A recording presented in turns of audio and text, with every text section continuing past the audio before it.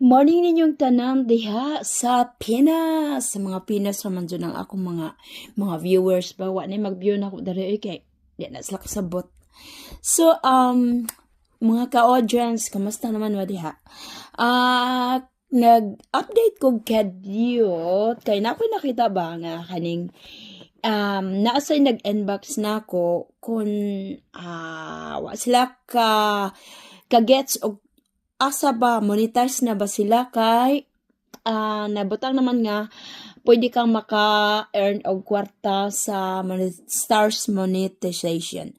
Ang akong pagka sabot ana kay og digud ko kasabot mangutanan ko sa messenger nako sa AI na naa sa inyong messengers, pwede ninyo nang pinduton then mangutana mo either English, either Tagalog, what kind of language bagun mo ana, as long nangutana lang mong information. So ako nangutana ko nag-English ko ang akong in-English kabiyabsan gitabag ko. So, ang ipasabot ng kanang stars monetization, dili pa na siya ang ads. Lahi ra na ang ads. Ang stars ra na.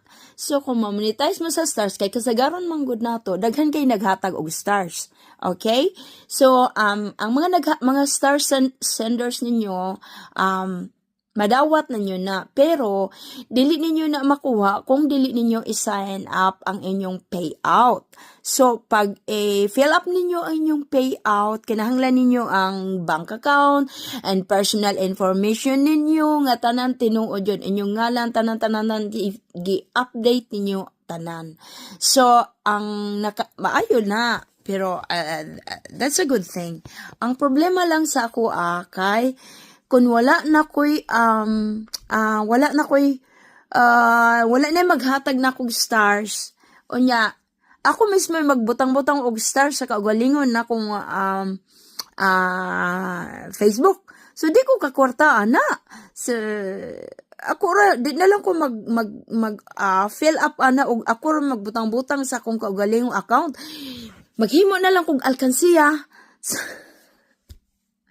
Sa ako dere kay masayon pa na kong abrihan mag-alkansi ang baboy. No ko. So na ko fill up ang akong payout. Ang problema na kay every year ma-expired na. Kung di ninyo kuhaon, sila si M ang makatag-iya na kay ngano naa naman ta nagamit man ta sa iyang platform.